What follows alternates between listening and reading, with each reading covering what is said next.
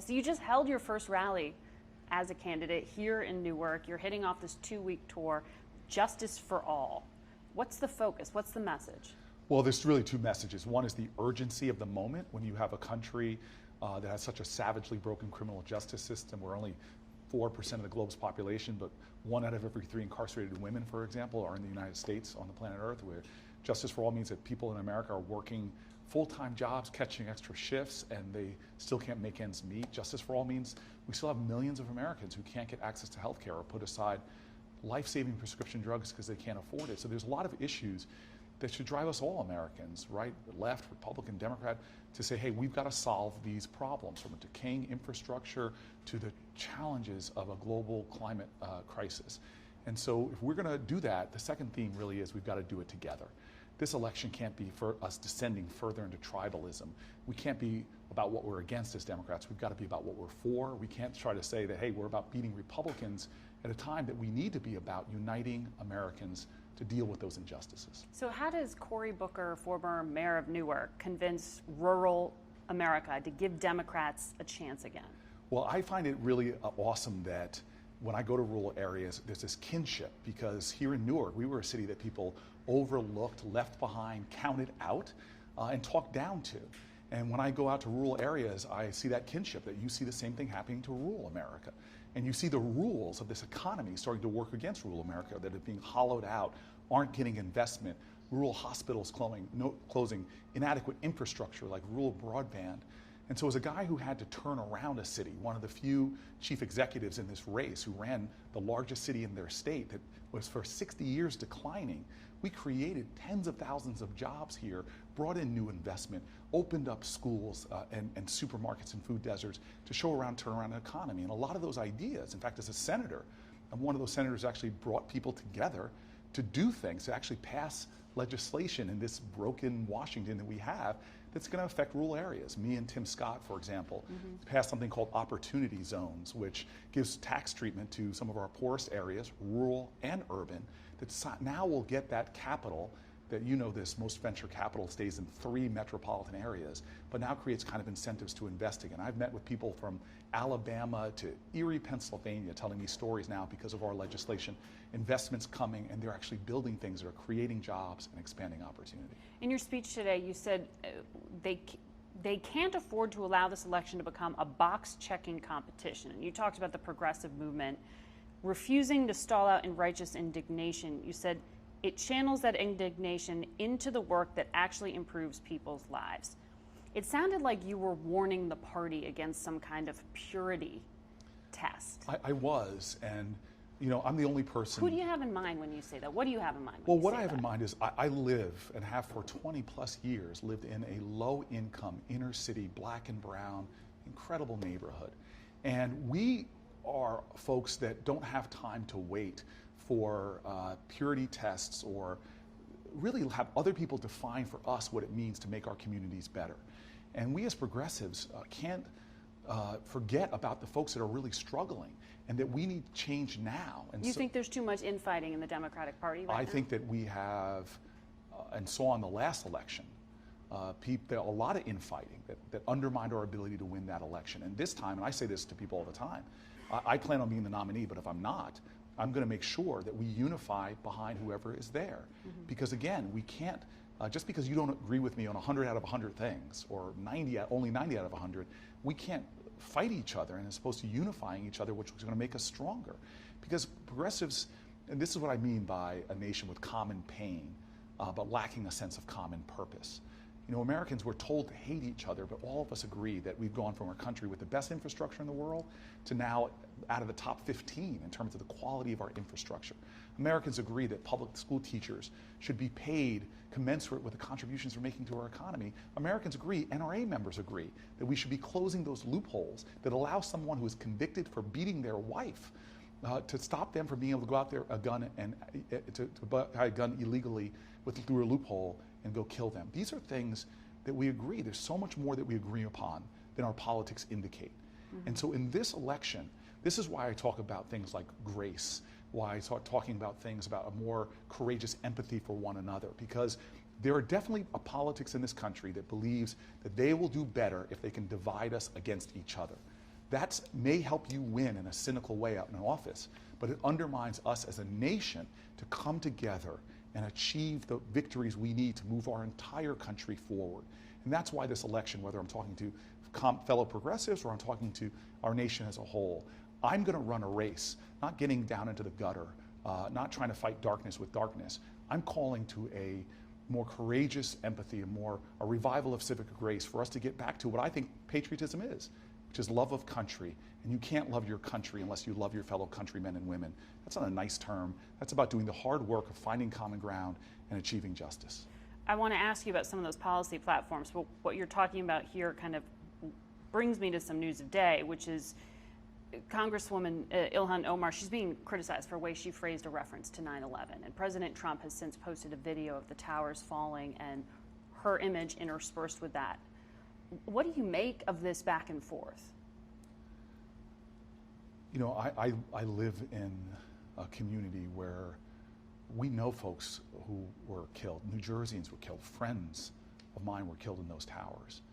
And in the aftermath of that, you saw how our country united, put aside partisan differences to deal with the challenges to America. And now, years later, to see a president of the United States to use images of 9/11 in a vicious, crass, disgusting way, that is so objectionable. That is so offensive.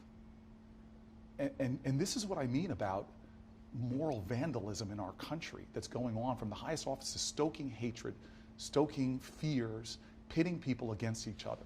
Are you offended by the Congresswoman's language? Some people did something. I think that it is what she's experiencing right now. She does not deserve, from what she said in her speech, she does not deserve the kind of vicious, hate-filled attacks that she's experiencing, threats on her life right now. We all, as Americans, should say that's outrageous and unacceptable. And what Donald Trump is doing is he's making life dangerous, not just for her, but for other Muslim Americans. These are the reasons why. Do you think that's deliberate? Look, let's be... Is that what you're suggesting, that it is an incitement to violence, as some have said? What I know is this. Since 9/11, we've had terrorist attacks in this country. The majority of them have been right-wing extremists, and the majority of those have been white supremacist attacks, from a synagogue in Pittsburgh to a church in South Carolina. And these are white supremacist groups that use language, as we saw it as far away as New Zealand, use our president's language almost as if as a license for these attacks. And so I think the presidency in our country is a moral position as much as it's a constitutional position. And we should have a president that speaks to our higher angels as opposed to speaking in a way that gives license to hatred, and hatred that too often now on the rise in our country is turning into the most horrific violence. You have put forward a bill to study the possibility of giving reparations to repair the original sin, as you've referred to it, of slavery in this country. How would that work? How would reparations work? Well, first of all, I don't know. That's why I want to study. I want to bring the best minds together. But what I do know is we are a nation that has still these savage inequalities. You take a city like Boston, where the average wealth for a white family is about $280,000. The average wealth for a black family is $8. That's not something intrinsic to the races. That's because we've had policies for centuries in our country, all the way up into the 60s and 70s, that overtly were intended to exclude African Americans from economic opportunity, redlining, FHA policies, mortgage discrimination. And people think this is about black, white. No, this is about America. How do we make sure that everyone is on an equal economic footing and that we have an opportunity economy for all? So I don't have all the answers. And so I put a bill in that simply says, hey, let's talk about a lot of these issues and wounds going back to slavery, and figure out a way how we can maybe do things today that can help us to balance the economic scales and have a country where we all do well. Because that value I talked about before, love, I feel like we're getting to a point in America where we're talking about tolerance, that we're a nation of tolerance. It's just, that's something proud to be about. Tolerance says, I mean, heck, go home tonight and tell somebody you live with that you tolerate them. That's not a big compliment. Mm-hmm. What love says is that if your kids are being denied a great education, if your kids are living below poverty, my kids suffer as a result of that. That we're all in this together. And so to look at ways to create equal opportunity in this country where we don't see it, certainly not with African Americans, certainly not with women. There are a lot of communities who are not getting their fair shake, and I think it's about time we talk about that directly and do things to try to make sure that everybody ultimately has what we need to have, which is what we say we are as a nation where we recognize the sort of inalienable rights that all in this country are created equal. So reparations aren't absolution. President No, Obama has warned that this maybe lets people off the hook because of all the problems you outlined. One-time payout doesn't absolve. Well, that's what I'm even questioning. Is it a one-time payout? People think reparations is like somebody writing somebody else a check. No. What do you have in your mind? I have in my mind finding a way to deal with the inequalities that we have right now. And I think people should open their mind to think about how can we be a country where we have so many systems that are so baked with bias. Look at our criminal justice system. We had more marijuana arrests in 2017 than all violent crime arrests combined. And we know that there's no difference between blacks and whites in this country for using marijuana or even selling marijuana, but African Americans are almost 4 times more likely to be convicted of those crimes. Mm-hmm. And when you get convicted of those crimes, it's almost like a life sentence, because if you have an arrest and a conviction for doing things that now 2 of the last 3 presidents admitted to doing, you can't get loans from banks. You can't get a job here in Newark at a McDonald's. You can't get certain business licenses. And so here we know we have a system that is baked with bias against poor people, minorities, mentally ill, even veterans are disproportionately churned into our criminal justice system. And these are the kind of biases we need to talk about and create systems that are fair, and especially a justice system that's more about restorative justice than it is right now. Which is why you found some common ground with the Trump administration on the First Step Act. Absolutely. I mean, that's the story of my candidacy. I was mayor of the city of Newark, the largest city in the state. I had a Republican governor. We found common ground. We got things done. Newark has transformed. Mm-hmm. I was a United States senator. I don't care. At the end of the day, I was sent to Washington to get things done for New Jersey, and so I worked across the aisle to get a lot of, in fact, the biggest bipartisan bill, I think the only major bipartisan bill that's passed this administration was one that I helped lead, partnering with people across the aisle, and the White House, because it helped to liberate people from prison. So I have a record for getting things done as a chief executive of a state's largest city, mm-hmm. and in a broken Washington getting things done. As President of the United States, I don't want to talk about problems or blame other people. I'm going to bring this country together to do what we are called to do, what we swear an oath to do, to make this a nation of liberty and justice and opportunity for all. New Jersey is a pharmaceutical hub. Yes. You've signed on to Bernie Sanders' proposal of this Medicare for All bill. What happens to all those companies and people employed by those touching the insurance or drug industries? Well, listen. We share a value in America, and that's where we should always start, our common values, that nobody in this country should go bankrupt because they get sick or put aside life-saving drugs because they can't afford them. That's a value I think all Americans share. And so now the question is, how do we get there? I think the best way to get there is Medicare for all. But there are a lot of pathways to get to that end, and we've got to start now, because people in my neighborhood, rural areas, factory towns, cannot wait right now. This healthcare system is broken, and by the way, it's costing us more than anybody else on the planet Earth for a broken system. We spend 17-18% of our GDP on healthcare. So what happens, though, to the private insurance companies and to the private pharmaceutical companies under your Under vision my presidency, of this well, plan? hopefully in my first 100 days, we're going to put forward having a public option for Americans. And that means doing things like lowering Medicare eligibility down to 55, which, by the way, would actually lower costs for even the private insurance, because you'd see more older people moving out. Number 2, one of the biggest drivers to healthcare costs in this country is the price of those pharmaceutical drugs. It's unacceptable. So we would use the power of Medicare to negotiate down costs.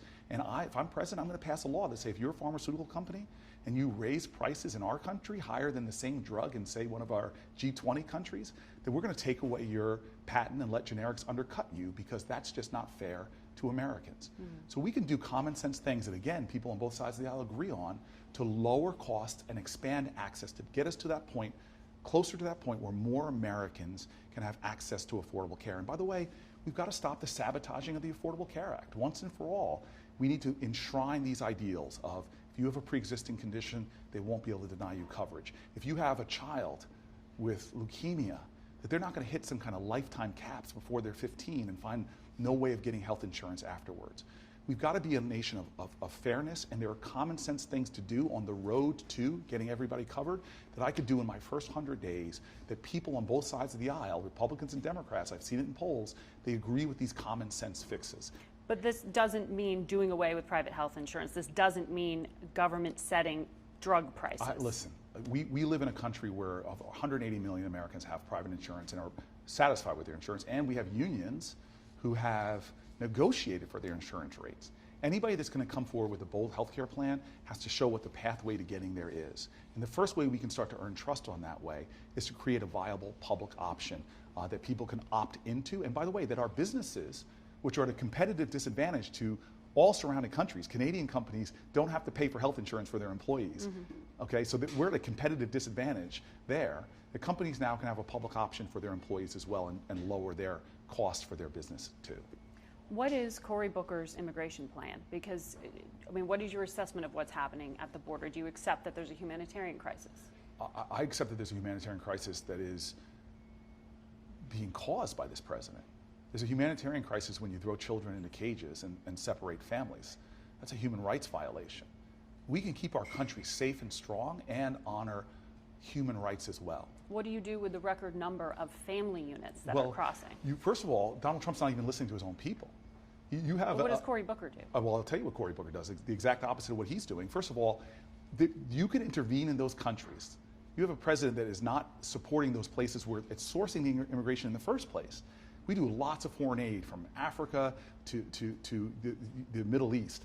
We should be making sure that those countries that are going through crises, that are causing all this immigration, that we're doing more to intervene to support human rights and basic dignity in those countries. That's a lower cost way to deal with it than to have the horrors of these families with small children trying to make thousands of miles journey to come to our border. So the first thing is we've got to have foreign policy that doesn't demean and degrade those countries, but actually assist and support them. And by the way, here's a president that is denigrating our alliances. We need to strengthen our alliances so it's not just America dealing with those crises, but we're joining with others to do it. Then at our border, we need to make sure that we have an asylum system that actually works as Republicans and Democrats designed that asylum system to work. So do you broaden the definition of asylum from where the Trump administration is now? Well, the Trump administration is openly saying, it. Not only restricting it, they're saying, hey, violate the law and I'll pardon you.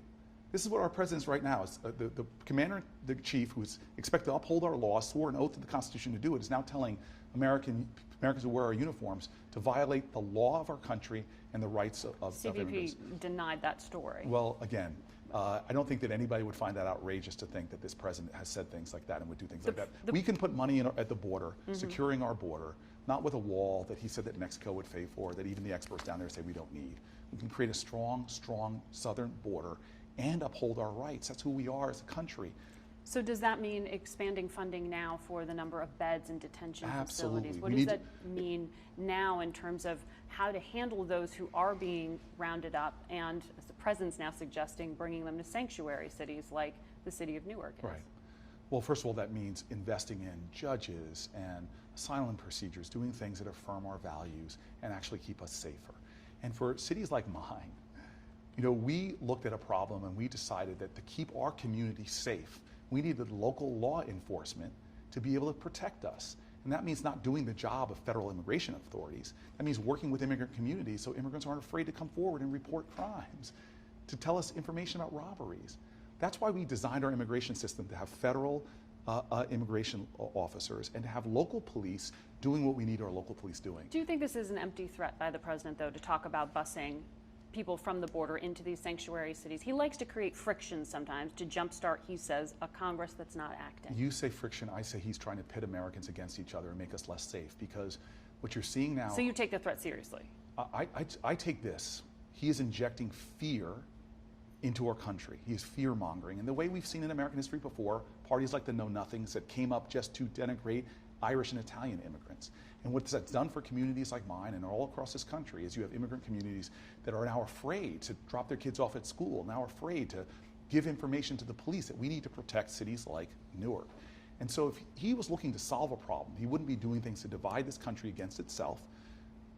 Beware of anybody that's trying to tell you to be afraid in the strongest country in the world, as opposed to showing our strength and our courage by pulling people together to find common sense solutions to solve this problem. Do you actually think that's possible? That candidate Cory Booker and Senator Cory Booker could work with the Trump administration going into an election year on immigration reform?